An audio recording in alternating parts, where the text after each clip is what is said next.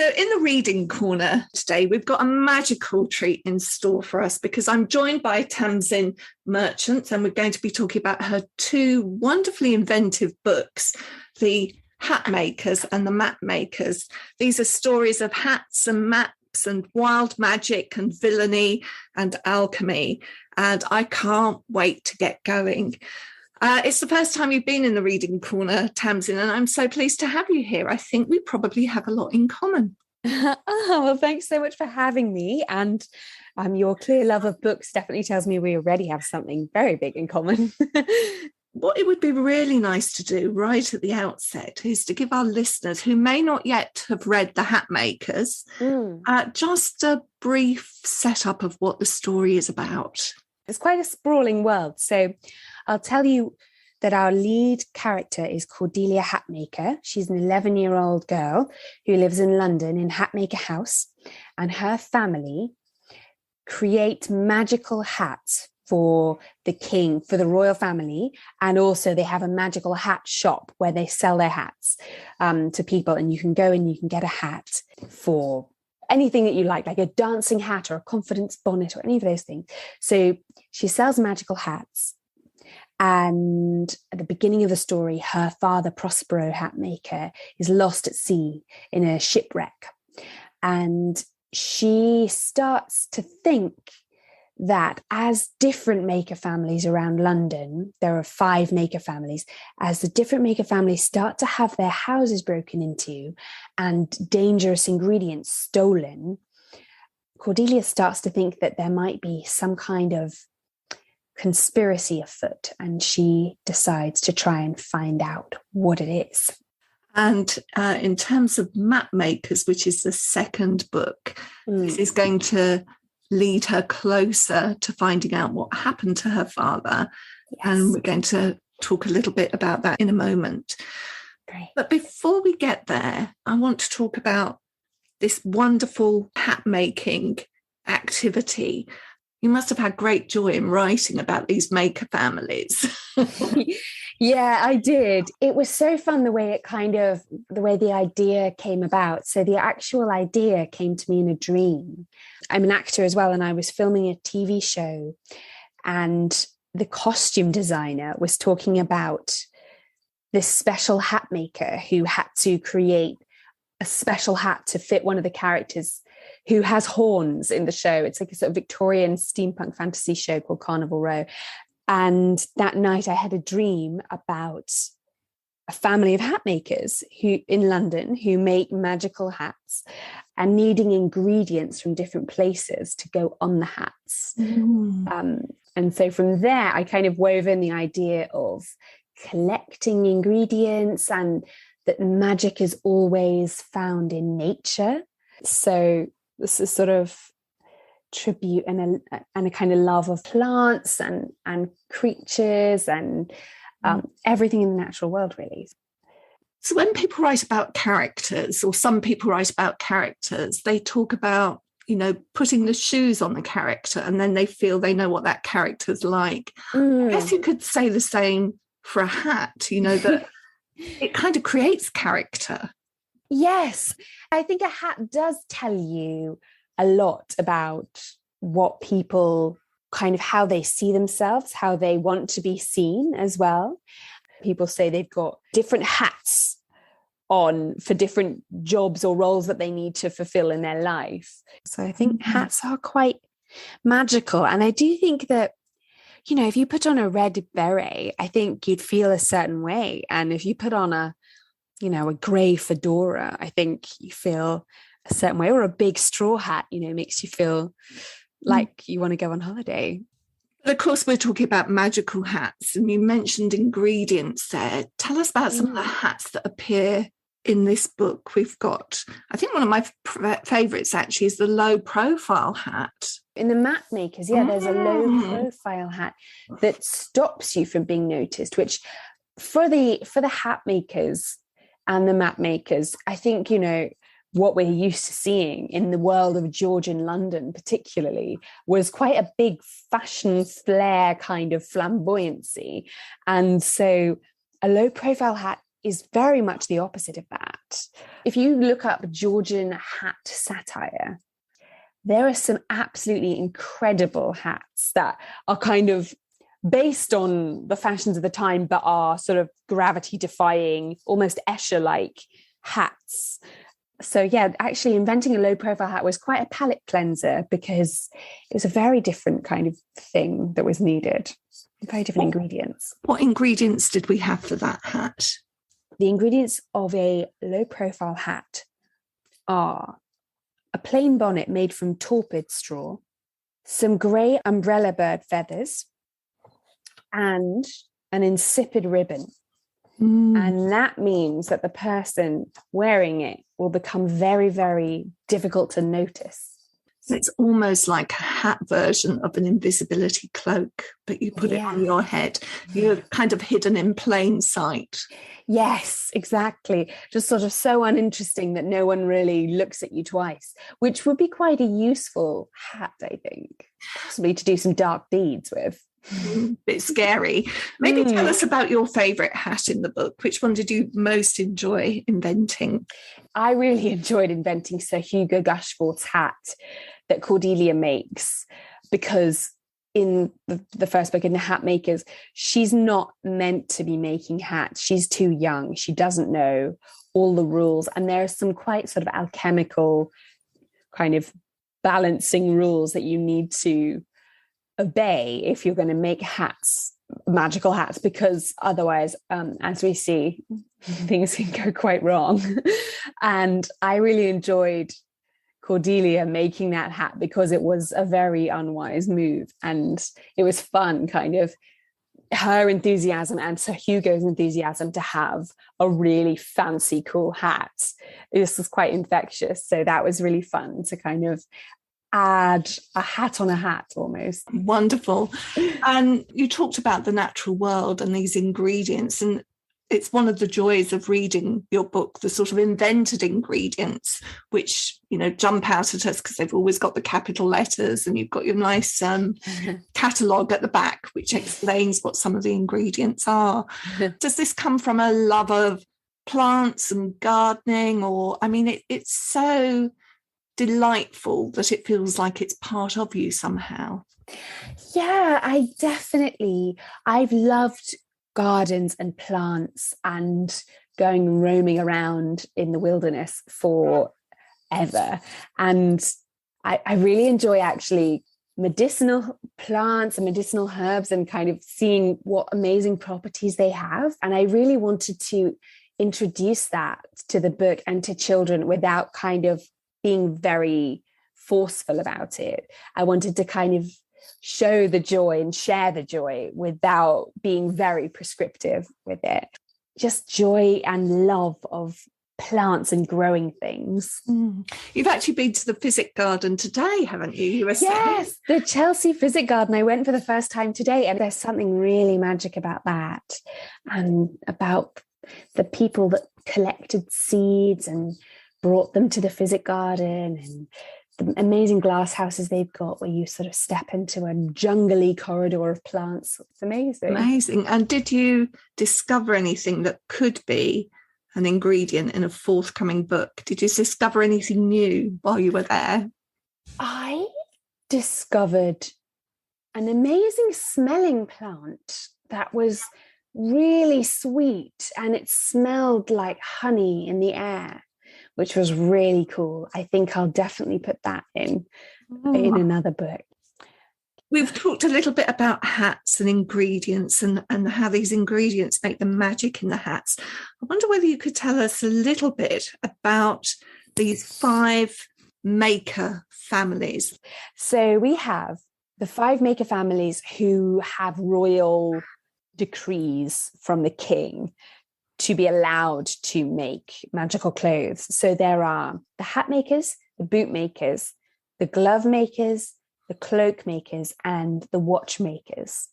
And they all had this guild hall that they shared in London up until about 30 years before the start of the hat makers, when there was a great big falling out between all of the families. So the glove makers and the boot makers And the cloakmakers and watchmakers and hatmakers don't talk to each other anymore. And when they do, they're exceptionally rude to each other. Particularly, there's a particular hatred between the hatmakers and the bootmakers. Except Cordelia has a friend. Yes. Cordelia's secret friend at the beginning of the hatmakers is Goose Bootmaker, the youngest bootmaker. They're sort of these two young children in families, and they're not quite yet allowed to be part of what the families do. And so they found each other and they love each other very much. Well, there is hope for these maker families that they might one day get reunited. Yes. Now, glove makers, really inventive way in which you have the glove makers. They come in pairs. Yeah, they do. The twins. So we're going to hear a little bit from the Mapmakers. You're going to read a little bit of us, and it involves the twins from the glove makers. Maybe we could just set up that part of the story. How do we come to this episode? Well, Cordelia and Goose and their friend Sam have been going to the Guildhall, which has been abandoned by all the grown-ups, and found that the Guildhall is this amazing kind of treasure trove of dusty treasures that they've just sort of decided that they'll play and make their own inventions in. But someone else, a couple of pairs of punchy glove makers have come in and want the Guildhall for themselves. So this is a kind of example of the argument between the adults being perpetuated between the kids. Yeah, that's how it starts. And they are a bit bigger than Cordelia and Goose, and they are definitely more violent. It scared me a little bit. Yeah, they're rather unpleasant. So this bit starts when Cordelia and Goose have just been cornered. I think just run. The glove makers lunged for them. Cordelia ducked under 8 grabbing arms, dragging Goose with her. They tore around the edge of the great chamber. If they could get to the door, a few steps further, a flash of acid yellow and a shriek of laughter, the glove maker girls had cut them off. You can't escape, they sang gleefully. Cordelia swerved away. Up the stairs, she cried, but Goose's hand was yanked from hers. No! The glovemaker boys had him. They dragged him backwards, thrashing and flapping. Let him go! Cordelia charged after them. She'd barely taken a step when her feet left the ground. Put me down! She howled, kicking in midair, arms pinned to her sides. But the glovemaker girls just laughed, the little claws on the fingers of their gloves digging into her skin. The world went sideways. Then the great dome of the Guildhall opened up beneath her feet like a highly decorated crater. Things only got more confusing as the blood rushed to her head. Goose was being dangled by his ankles too, getting redder-faced by the second. Ooh! Goose squealed as one of the boys sank a punch in his stomach. Stop it! Cordelia yelled, wriggling. Sweets showered from her pockets, raining onto the floor in a cascade of coloured paper. She's full of sweets! Shake her and see if there's any more! Cordelia's teeth clacked in her skull. Marzipan fancies and chunks of caramel hit her in the face as they fell. Things were getting very dark. Then, in a sudden miracle of blinding light, an avenging angel appeared at the top of the stairs, halo ablaze. Let 'em go, the angel commanded, descending from on high at an alarming speed. Cordelia hit the ground. Goose sprawled beside her. The glovemaker screamed. Startled, the fireflies fled to the safety of the dome, so Sam reached the bottom of the banister without her golden halo. There was a short pause as all parties assessed one another. It's just a kid! A glovemaker exclaimed. There was a blur of tweed as the boys pelted for Sam, who darted back up the stairs. Run! Sam roared. I'll be fine! Cordelia dragged Goose to his feet before the glovemaker girls could recover their scattered wits. Hatmaker and bootmaker raced across the great chamber. They dived through the velvet curtains into the dark entrance hall, fumbling to find the exit. Cordelia could hear the glovemaker girls stomping through the shadows towards them. There was a sudden flood of sunlight as Goose wrenched open the door. Come on! They scrambled across the shabby square and down a narrow alley. The glovemaker girls stormed after them, closing in like thunderclouds. Up ahead, Cordelia spotted a glimpse of Bond Street. She felt hope blaze. Bond Street was teeming with people. It would be easy to shake off the glovemakers there. She and Goose burst out of the alley into the surging throng. The crowd was loud and rowdy, but Cordelia didn't care. The mass of jostling bodies swept them to safety up the street. What about Sam? Goose wheezed, looking around for her. She'd have escaped out of a window, Cordelia said. Let's go round the back of the Guildhall and find her. She tried to shoulder through the bodies packed tight around them, but it was impossible. Here he comes, the condemned. A black wagon rolled slowly through the middle of the mob. The air soured, curdling into jeers. Cordelia's stomach dropped. The wagon loomed above her. A figure sat inside it, dressed in shadow. Cordelia could feel him. He had the dark pull of a planet. It was the man who had wrecked her family's ship and claimed with savage joy that the waves had taken her father. Witloof. That's an action-packed and thrilling episode there. Two people that I want to talk about that are quite important, obviously the villain, but before we get there, this angel, Sam. Now, we've said that there are these legal maker families, but there's a hint that Sam might belong to a lost maker family. Yes. So Sam's name is Sam Lightfinger, but Great Aunt Petronella, who's Cordelia's great aunt and who claims to have been alive when Henry VIII was alive, even though that would make her about 300 years old, Great Aunt Petronella tells Sam and Cordelia about how sometimes if a maker family had to go into hiding because their making had been banned by Henry VIII, they would change the name, their surname slightly. And so there would be a clue in the surname. Mm-hmm. And so Lightfinger, Great Aunt Petronella thinks, could be light bringer. People, there's a history of people changing their names when things threaten them, because, names sometimes give away who you are, where you come from. And there's a history of people changing their names to protect themselves. And it's often to do with, being deeply persecuted. And I wanted there to be this sense of history of the makers being woven into British history or world history. And also a sense, I think Sam in different ways has these kind of facets that are the products of trauma. She was on the street when Cordelia first meets her, and she's such a ray of sunshine. And I think that her essential nature is one of light. She's a really interesting interplay of dark things that have happened and the light that is in her heart. And indeed makes a really good contrast with the darkness of this other character that appears at the end of that episode that you've read. He's the villain of the piece. What do we know about him without giving too much away about the ending? What do we know about him at this point in the story? Well, if you've read The Hatmakers, you know that he tried to start a war between England and France because he's obsessed with making gold. And he was the one responsible for all of the thievery going on in the first book. So we know that, and we know currently that he is condemned to death for his treachery.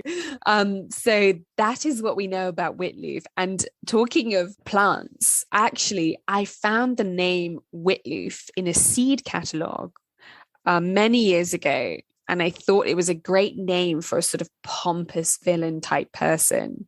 It's actually the name of a type of chicory. And so I think probably most kids would dislike chicory because it's quite bitter. So I think it works on many levels. Witloof.